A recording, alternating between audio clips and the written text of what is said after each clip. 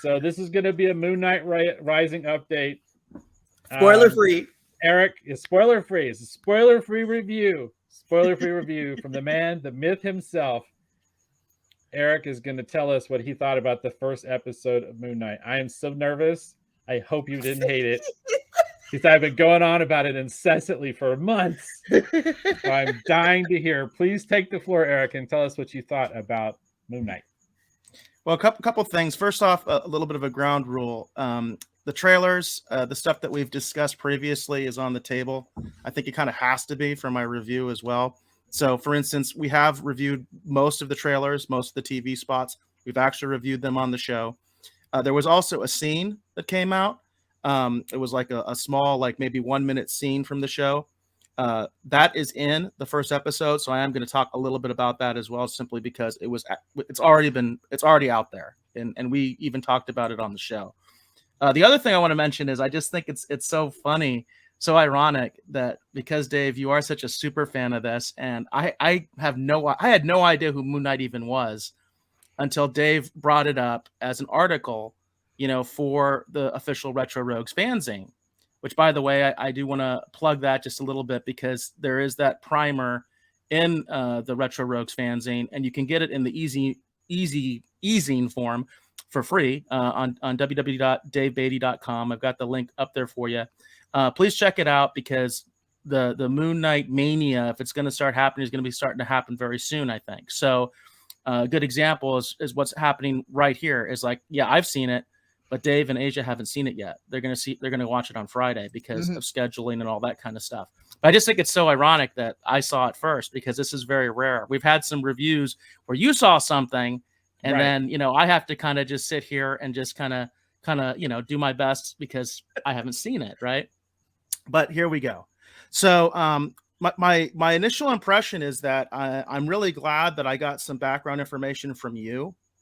I want to get it right off the bat. One of my concerns, I talked about it in the last episode, was there was this sort of controversy about the review copies and the fact that they actually gave 4 episodes to the reviewers. And this was like 3 weeks ago. So there was a concern about spoilers coming out, or because all these reviewers basically have over half the show. It's only 6 episodes. So they have over half the show. They've already seen it. And then the other side of it was the explanation that Disney put out for why they did that, which was that they said, well, we think it takes like 4 episodes before you even really know what's going on. And I was kind of like, well, that's bad for me. I don't like that, because to me, I'm like, I shouldn't have to get 4 episodes into a series before I start to like know what's going on or have a sense of what the show is. I'm into pilots. I've said that before. I think a strong pilot is really important for a series, but in this case, I was very pleasantly surprised. I think, at least in no small part, because of all the information you've given me, Dave. And again, I'll do another plug because of what you put in the Retro Rogues fanzine. Again, available for free via download at www.davebeatty.com. I had enough information that I had a good sense of what was going on, in my opinion. I already have some theories. Even having never read a Moon Knight comic book, just because of everything that you've talked about, I have a pretty good idea, I think, of what's going on, of who's who, all that kind of stuff already. And that doesn't to say that there isn't like also an element of mystery. There's still definitely an element of mystery, and that's going to be fun when you see it, so that we can talk about maybe some of the spoiler stuff and really do like the deep dive. And I can ask you, well, who do you think this is, or what do you think's going on with this character, and all that kind of stuff. But I really did enjoy it, and I did not feel lost. I didn't feel lost. And that's important for a lot of people like me who have never seen or never read the comic book. I felt like I kind of understood the character. I felt like I kind of know where this is going to a certain extent, but I still feel like, they can do other things with it. So it's not like I'm going to be able to predict everything that's going to happen, right? And we'll see, because that's something that we can talk about as the series progresses. We can start doing some predictions and things like that and say, well, this is what I think is going on, or this is what's going to happen. But I thought it was a really good primer for the character. What I am going to be curious about when you watch it also is, because you do have the background of having read the comic books, it'll be interesting to see if you're kind of liking it, or if you're kind of like, well, they didn't do that in the comics, they didn't do that in the comics, that kind of a thing, because I don't have a reference point to say that. But I enjoyed it, and I will say, like, the thing that it probably reminds me of the most, and I think to some degree it's intentional, is the Joker film. If you've seen the Joker film, this deals with a lot of the same kind of things that the Joker film did, but it's not the same. Like, for instance, there's a little bit of a play about whether things that are happening are real or not. And that's a big theme in the Joker movie. Like, that's actually, I think, what makes the Joker movie so much fun. Like, I had an argument with my brother, and he was like, well, I didn't like it because of this. And I was like, yeah, but the thing is, you don't know if that really happened, because that was the fun of the Joker. And they are playing with that in Moon Knight a little bit, where there is this idea, because he is schizophrenic, because he has multiple personalities. These are things that are all out there. Those are in the trailers. He talks to his other persona in the mirror, which I really liked. I thought the way they did that actually was done very well. There's other things, other voices, I will say, in his head that are interesting to me, because I don't really know who those people are. There are some spoilers in that regard, I think, in the credits at the end. So then you kind of do get a sense of who the voice is, because they tell you in the credits at the end. So, but in the show, you're kind of like, especially if you don't know the background, you're going to be like, well, who's that? Well, who's that? That kind of a thing. But it's very interesting. I thought they did a good job. There were a couple things that I thought with some of the supporting characters, especially at the beginning, I thought maybe they were pushing it a little too much, the way that they were treating the main character and things like that, where I was almost a little distracted, because I'm like, are people really this crappy? You know what I mean? Yeah, granted, there's lots of crappy people, but it's like, does everybody have to be crappy to this guy for us to like him? I don't think so. But I overall, I really thought that they did a pretty good job. Like I said, I feel like I kind of understand what they're going for. I feel like I understand what the character is about, and I enjoyed the execution. Like I thought that they did a good job. And it's like, if I wasn't reviewing it, I would still be interested in seeing the next episode. And that's probably the highest praise I can give a show, is that, like, I would like to watch the second episode regardless of whether we were reviewing it or not. That's wild. Oh my God. All right. So this that's echoes, a lot of endorsements.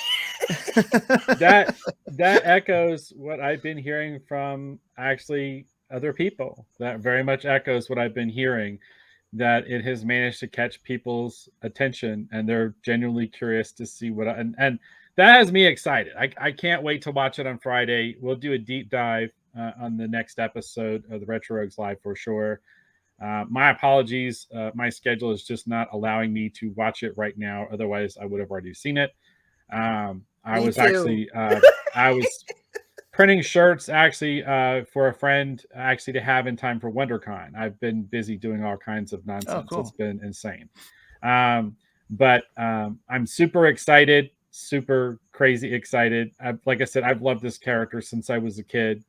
And I'm really hoping, as I've said before, and we'll see how it bears out, but I'm hoping that Moon Knight is going to be our foray into the supernatural in the Marvel Universe. They've already been hinting at it, kind of in different things. We know that Blade's on the horizon.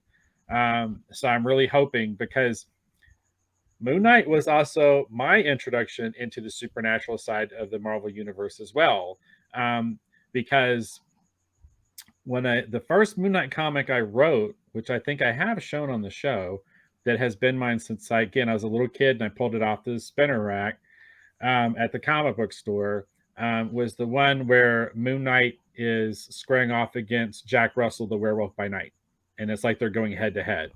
And because of that, and me going back and reading reprint issues, that's what introduced me to the Marvel's version of zombies, and all this other stuff. Like, that's what kind of got me into that world, and eventually led me back to check out things like Gene Colan's work on Tomb of Dracula, Mike Ploog's work on Frankenstein. Like, that was what led me into the supernatural side of the Marvel Universe. Fingers crossed that Moon Knight's going to do that, because that's the side of the Marvel Universe that we have seen very little in live action. Yeah, one of the things that I found really interesting was that I didn't realize that that Moon Knight is TV 14.